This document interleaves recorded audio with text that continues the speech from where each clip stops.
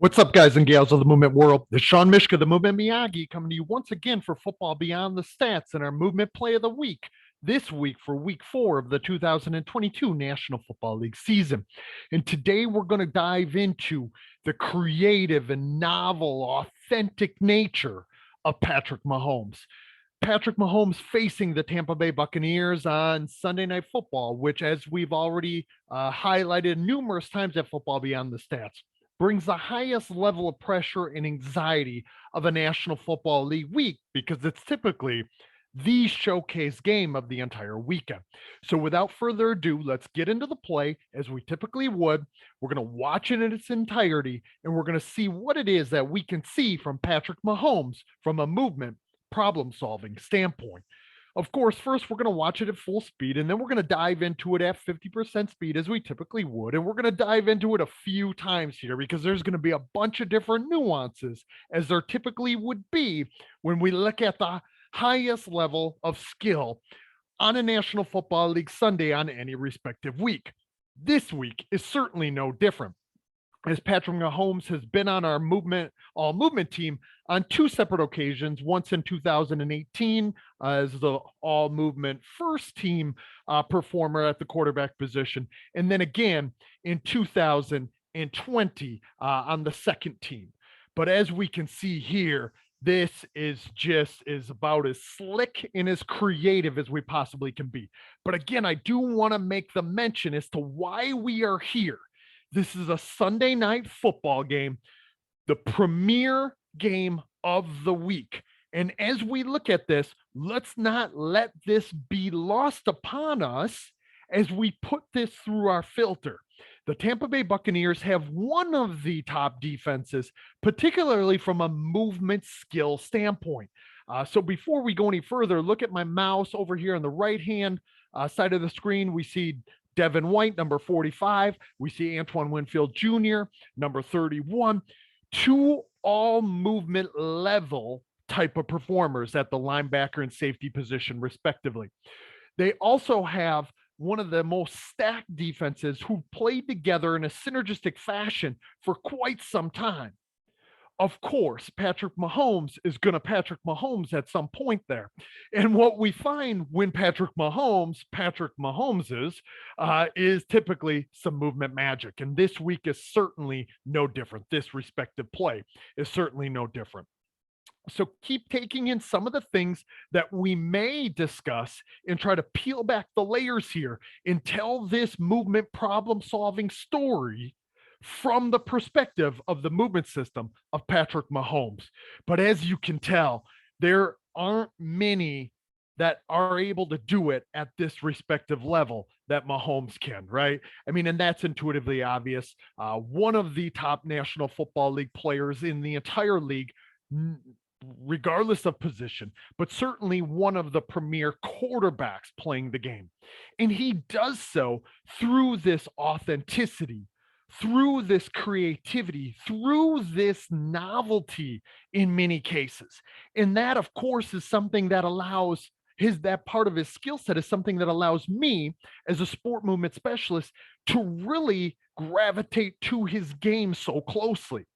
But what we're going to find is not only is this creative and novel and authentic, but guys and gals, it's highly attuned and obviously adaptable as well. But there's a lot of things that we're going to be able to kind of peel back the layers upon. So let's get into 50% speed, see what we can see together, and hopefully continue to tell this story. Try to determine what affordances were present, what that problem maybe looked like for Mahomes, and really how the constraints, the unfolding constraints, were creating this contextual platform that channeled the content that was Patrick Mahomes' movement solution. Now, what we're going to find right away is number 79 here, who I'm circling on the left, playing the left defensive end position. He is going to have obviously a free release because Clyde Edwards-Helaire, number 25 back here in the backfield, behind Mahomes at this sort of home position, is going to go right by him and really won't get much of a glance. So it's up to Mahomes right off the bat to make the first guy miss. If he doesn't make this free rushing defensive end miss, this play is for naught and it will fall on its face, obviously, and Mahomes would take a loss. A couple of things here, guys. Now, look at the score. Okay, that part kind of is irrelevant at this point. Yeah, the Chiefs are already up by 11 in only just a few minutes, not even 4 minutes gone within the second quarter. But again, on the other side of the ball is Tom Brady and a Super Bowl winning team from just a year and a half ago. And that was the last time these two teams faced one another. So to face one another again early in this 2022 National Football League campaign, again, all eyes are on you. Okay. But let's also, with the elephant in the room, just last week, the Tampa Bay Buccaneers roster as a whole was faced with some constraints that represented chaos, pressure, anxiety as a whole off of the field with what was happening with the hurricane in Florida. And they ended up having to go to different places to practice.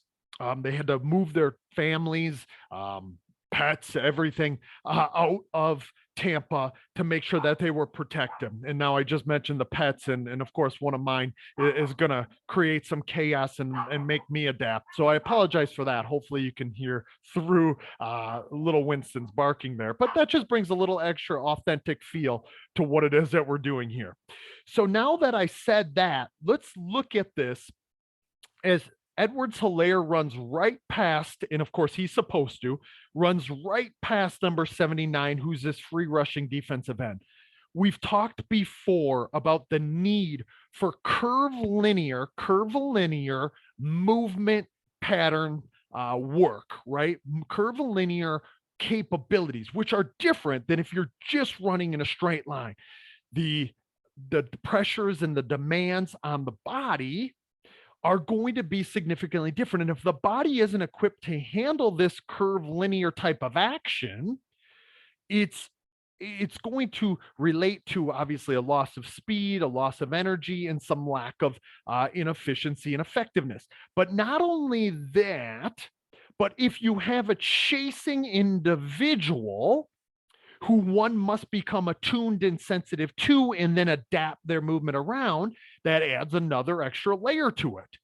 And not only that, but guys and gals, let's not forget that Patrick Mahomes has a ball in his hand, and his purpose, his functional goal here is to ultimately find a place to throw the football and find a lane, an avenue of who's open, where are they open, when are they open, and how can I deliver this ball.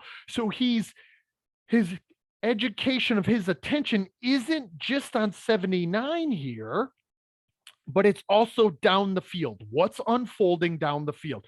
So he's solving this problem in a highly layered way. Okay.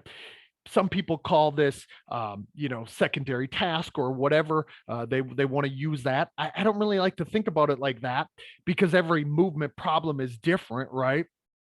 And every movement problem has layers of information which one must become sensitive and attuned to. And certainly this play is no different. It's just a really complex movement problem, free rushing individual who's chasing you. You're running in a curvilinear fashion, and you have to ensure that you escape that grasp so you can deliver the ball accordingly, right? But as he's doing that, he's got to basically juggle these information sources, just as we talked about last week in week 3 with Saquon Barkley. So one thing that we can do right off the bat is not only work more curvilinear type of movement actions within our training design if we're the movement skill acquisition specialist, but we can and should do so with a chasing individual. And we also can and should do so in a curvilinear fashion with a chasing individual while the player must become sensitive and attuned to something deeper or longer within the problem. So 3 different things that I want to think about here that sport movement specialists certainly could start to do more of and should do more of, particularly if we're talking about training a quarterback. Okay. The pocket typically isn't going to be nice, neat, and clean. He's not going to have a free release to roll out in most of these cases, but instead that rollout is going to take place with a chasing individual. That chasing individual isn't always a free rushing one who creates a totally different demand. Okay. But you can see as soon as he comes out of this, guys and gals, look at where his attention and how his attention, sorry about that, how his attention is being organized. When I say his attention is being organized, I'm talking about his perceptual degrees of freedom. Where are his eyes? What is he sensing? What information is he picking up? And how is it relevant in specifying to his movement actions? Okay. So you can see already his head is turning slightly left to right to look for open possibilities, open opportunities. Now, once he rolls out here, we have some changing intentions. Remember, we're talking about movement problem solving. And if we're talking about movement problem solving, that integrated movement solution, which is naturally, organically emerging or self organizing, is taking place between perceptions, intentions, and actions, and they are coming together in an intertwined and interwoven nature. One of the things with skilled intentionality is an openness and a responsiveness to changing opportunities. And these opportunities change really quickly. The affordances emerge and decay, and that's exactly what's happening. Now, I think if he were to have this one back, he probably would try to throw the ball if 73 is eligible, which I'm sure he is. It's not if, it's a he is eligible. You can see 73 back here, okay, standing in the end zone.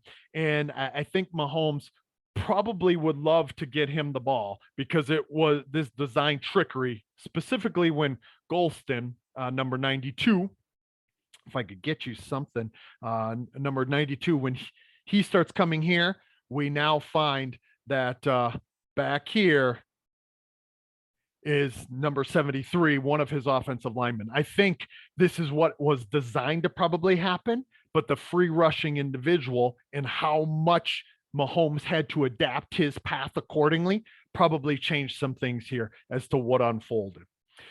But once he starts to roll further and further and further, obviously space becomes more and more and more condensed, right? Because the sideline essentially acts as a 12th defender. So he himself, he being Mahomes, has to be cognizant of that. Look at him now, looking over here as he glances from his left to his right. He's looking to a number of things, probably two main things: open individuals, and going from, this is not in a quiet eye fashion to where he's just fixating one something within his visual gaze or his attention, but his gaze is more spread out, wider, and his eyes are likely dancing from left to right, even slightly. And when I say left to right, he's trying to take in two potential places to throw the football, but he's also taking in defenders, particularly because Antoine Winfield Jr., one of the best defensive playmakers in all of the National Football League, and a kid that I've known for since he's been no, well, I'm not that tall. So he was actually much, much shorter when I first met him. Way back when he was probably in fifth or sixth grade, as I was training his father, Antoine Winfield Sr., for a number of years at that time. But Antoine is right coming up as well. And we can't see Antoine yet, but what we can see is number 45, Devin White, who has been an all movement team performer before. And Mahomes actually starts slowing down his path or slowing down his running speed here because the sideline is closing him in. But as he does this, he realizes I'm still a thrower. One thing that Patrick Mahomes, as we highlighted just a bit ago, kind of juggling some of these tasks, probably and arguably, no one does that better at the quarterback position than Patrick Mahomes does. Always with the intention and expectation to throw the ball, because he can throw the ball from so many different platforms and arm angles and even right-handed or left-handed, as he's shown in the past. So he's always a threat to throw the football. And not only is he always a threat to throw the football, he's always looking for the opportunity to throw the football. So he starts to slow his pace a bit to purposely draw in number 45, Devin White.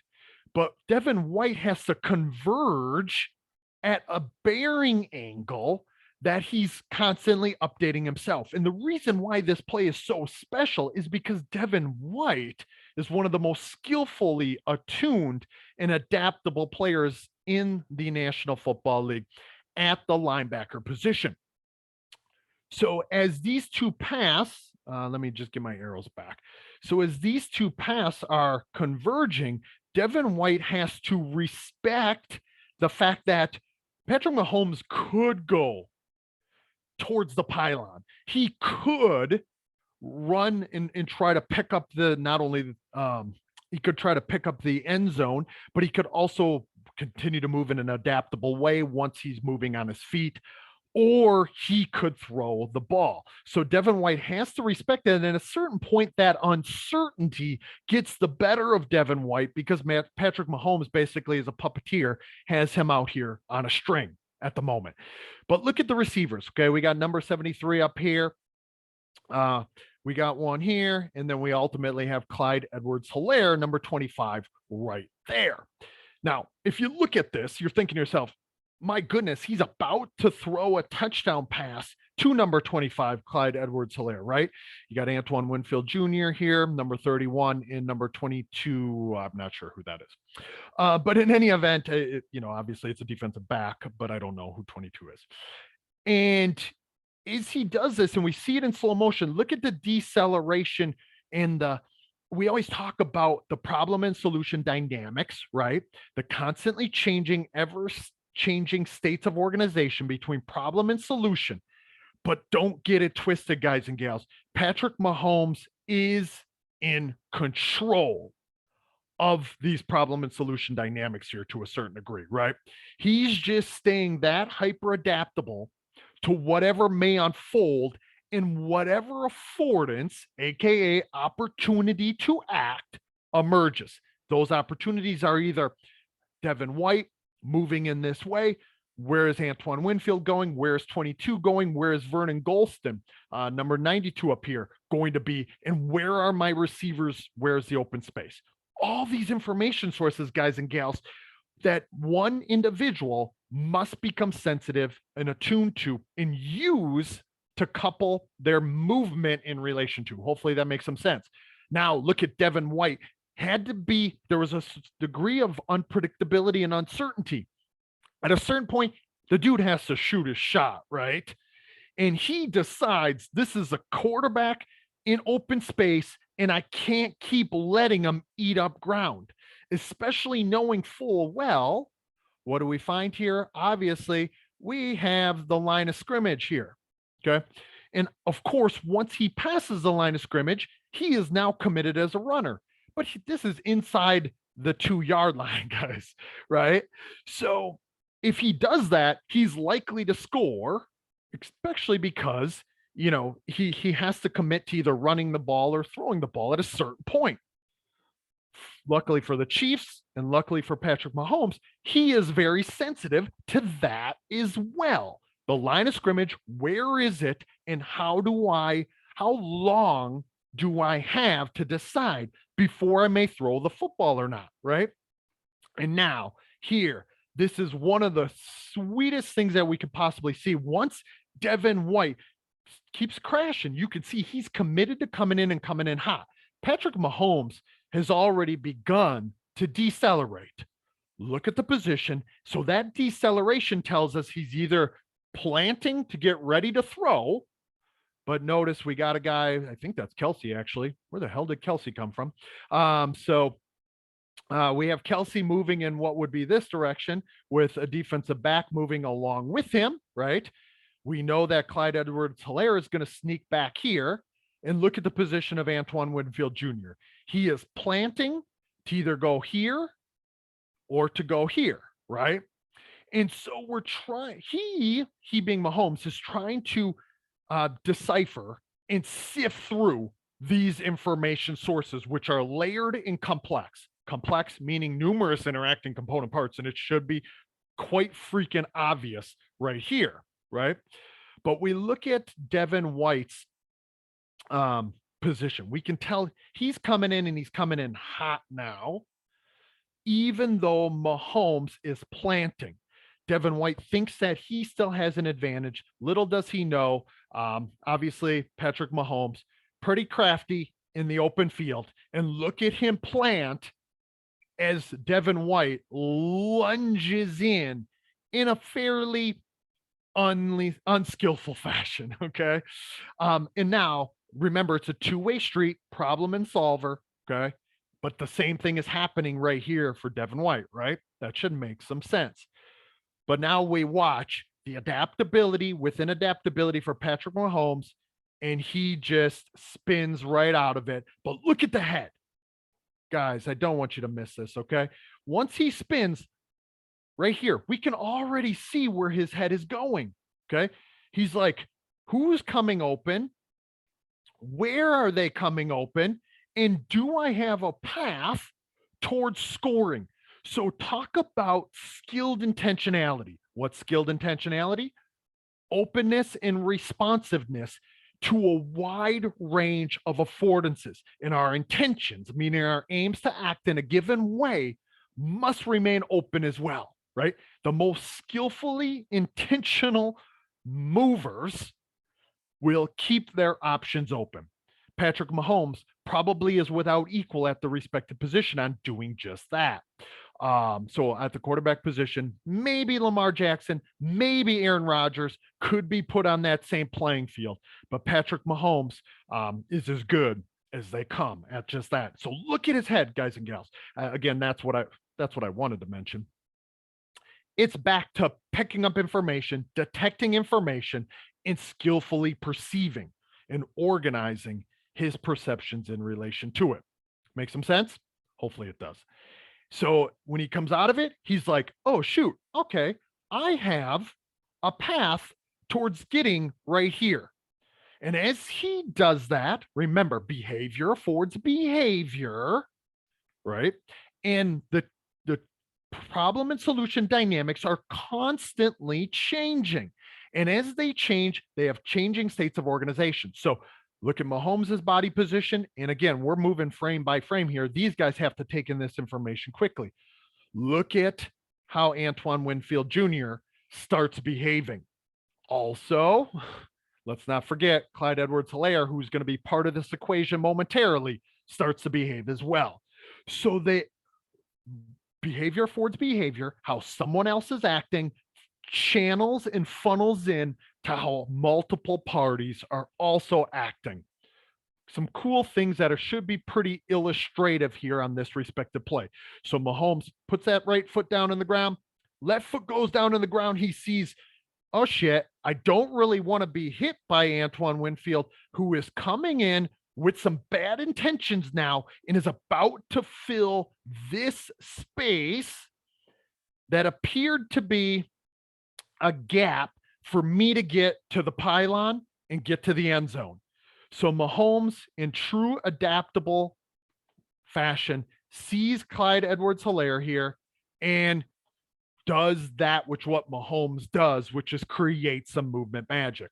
What do I mean by that? Is obviously, like I said earlier, he doesn't need to have a strong platform here. He can, well, shit, Patrick Mahomes really doesn't ever need a strong platform or a technically sound platform. He can throw it from just about any position at any time. And he does so here in this little toss jump pass, which is just a flick, right? It's going 6 yards, right? It's just a flick to open space for Clyde Edwards-Helaire, who comes out and releases in that.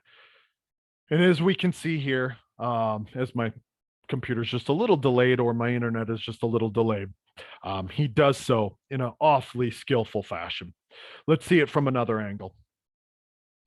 Hopefully you can see as to what some of that, which what I was talking about. Look at the eyes here, guys and gals. Yeah, he can feel, he can sense number 79. Don't know who that is, by the way. Apologize, 79. I don't think you care at the moment, O'Connor, somebody. Look at where his eyes are, right? Talk about skillful perception, right? He's looking well past and deeper, and I drew that arrow in a really bad way. But I think you guys get the gist here, right? He's looking well deeper at potential opportunities to act. He's not looking at 79, okay?